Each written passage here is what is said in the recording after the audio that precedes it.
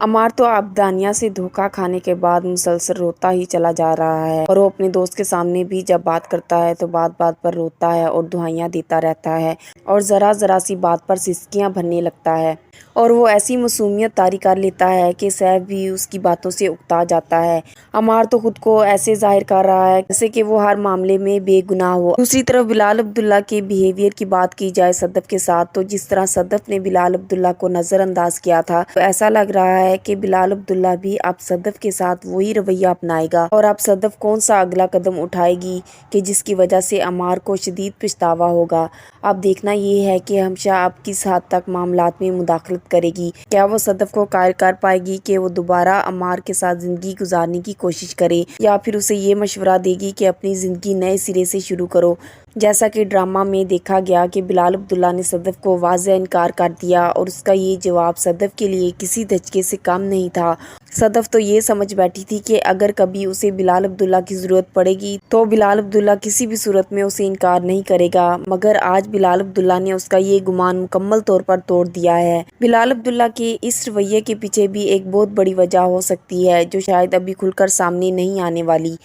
دوسری طرف عمار کو سچائی کا جب پتہ چلا تو وہ فوراً صدف کے پاس پہنچ گیا، اور وہ اب صدف سے آخر کیا چاہ رہا ہے۔ اگر وہ اسے طلاق دے چکا ہے تو پھر کسی قسم کی بھی واپسی کی گنجائش نہیں ہے۔ صدف بھی بار بار یہی کہتی ہے کہ اب کیا فائدہ، تم مجھے طلاق دے چکے ہو، لیکن عمار کی بھی چالاکی دیکھیں کہ وہ اب صدف کو یہ بتانے کی زحمت ہی نہیں کر رہا کہ دانیہ نے کس طرح اسے ذلیل کر کے چھوڑ دیا، کیسے وہ اس سے دھوکہ کھا چکا ہے۔ یہاں سیف کی موجودگی بہت ہی معنی خیز ہے، کیونکہ وہ عمار کو سمجھاتا ہے کہ اس نے واقعی صدف جیسی اچھی لڑکی کے ساتھ زیادتی کی ہے۔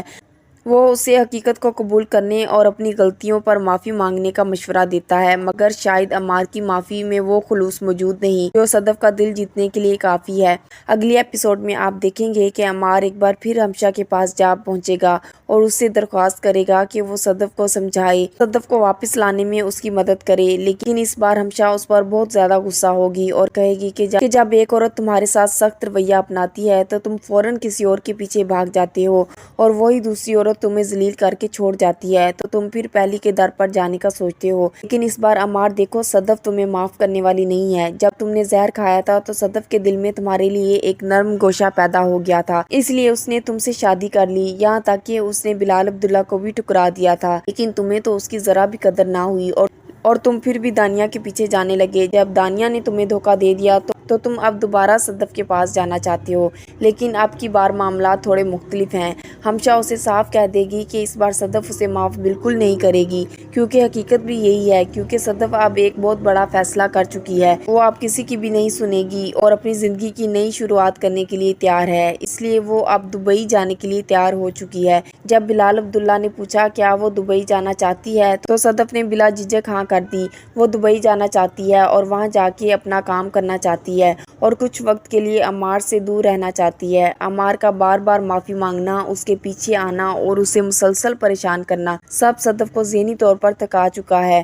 وہ جانتی ہے کہ اگر وہ یہاں رہی تو عمار اس کی زندگی کا سکون برباد کرتا رہے گا، اس لیے وہ فیصلہ کرتی ہے کہ دبئی جانا ہی بہترین حل ہے۔ لیکن جیسے ہی عمار کو یہ خبر ملتی ہے کہ وہ دبئی جا رہی ہے تو وہ ایک بار پھر دیوانہ وار اس کے پیچھے آتا ہے۔ وہ صدف سے کہتا ہے کہ صدف یہ غلطی مت کرو، وہی غلطی جو میں کر چکا ہوں، اور میں نے اس کی بہت بڑی سزا بھگتی ہے۔ لیکن صدف کے چہرے پر ایک طنزیہ مسکراہٹ آ جاتی ہے اور وہ سخت لہجے میں کہتی ہے کہ کون سی سزا عمار، مجھے تو تمہیں کوئی سزا ملتی نظر نہیں آئی، تم تو اپنی زندگی کے رنگین لمحات گزار رہے تھے، اپنی خواہشات کے پیچھے بھاگ رہے تھے، جب وہ تمہیں چھوڑ کر چلی گئی تب تمہیں ہوش آیا، مزہ تو تب تھا جب تمہیں اس کے ہوتے ہوئے اپنی غلطی کا احساس ہوتا، مگر تم نے ایسا کچھ نہیں کیا۔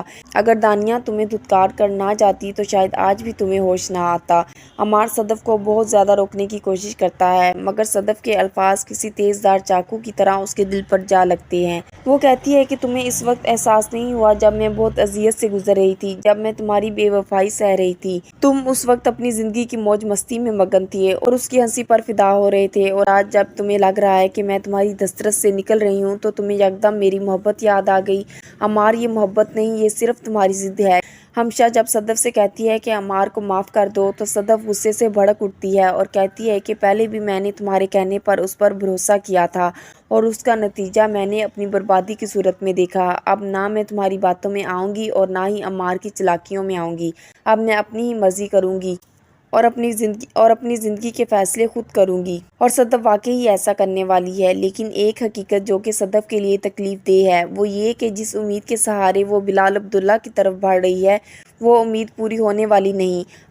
اب وہ بلال عبداللہ کے پیچھے اسی طرح دیوانی ہو کر بھاگے گی جیسے کبھی بلال عبداللہ اس کے پیچھے بے قرار تھا۔ ہو سکتا ہے کہ وہ ہر جگہ اس کا پیچھا کرے، اس کے سامنے آئے، اس سے بات کرنے کی کوشش کرے، لیکن بلال عبداللہ ہر بار اسے پوری طرح نظر انداز کر دے۔ بلال عبداللہ ایسا کیوں کر رہا ہے؟ اس کے پیچھے دو بڑی وجوہات ہو سکتی ہیں۔ پہلی یہ کہ وہ صدف کو اس درد کا احساس دلانا چاہتا ہے جس سے وہ خود گزر چکا ہے۔ وہ بتانا چاہتا ہے کہ صدف کو سمجھ آئے کہ جب اس نے اسے ٹھکرا دیا تھا تو وہ بھی کس اذیت میں تھا، جیسا کہ بلال عبداللہ نے کہا تھا کہ میں نے زہر تو کھا لیا تھا لیکن میں پھر زندہ ہو گیا، اور اس جملے میں اس کا سارا درد چھپا ہوا تھا۔ جب صدف نے اسے چھوڑ کر عمار سے شادی کر لی تو وہ اندر سے مر چکا تھا، مگر اس سے پھر بھی جینا پڑا، اور اگر وہ جی سکا تو وہ اب چاہتا ہے کہ صدف بھی جیے، چاہے جیسی بھی حالت ہو۔ محبت تو وہ اب بھی صدف سے بے پناہ کرتا ہے، لیکن اب بلال عبداللہ کے لیے یہ میٹر نہیں کرتا کہ صدف اس کے ساتھ ہو یا نہ ہو، اور وہ شاید اس کی امیدوں پر پورا نہیں اتر سکتا۔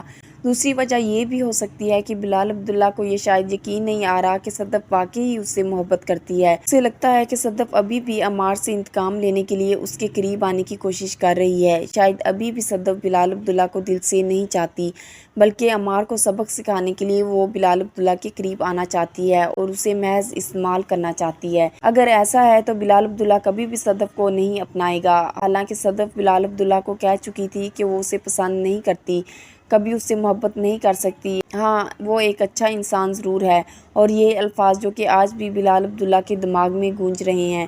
یہی وجہ ہے کہ صدف جب آج دیوانوں کی طرح بھاگ رہی ہے بلال عبداللہ کے پیچھے، تو بلال عبداللہ مکمل طور پر اسے نظر انداز کر رہا ہے۔ کیا آپ کو بھی لگتا ہے کہ صدف بلال عبداللہ کی طرف سے اس سلوک کی مستحق ہے، کیونکہ اس نے پہلے ہی بلال عبداللہ کو بے دردی سے ٹھکرا دیا تھا، اور اب عمار کی بھی یہی کوشش ہوگی کہ صدف اس سے دوبارہ مل جائے۔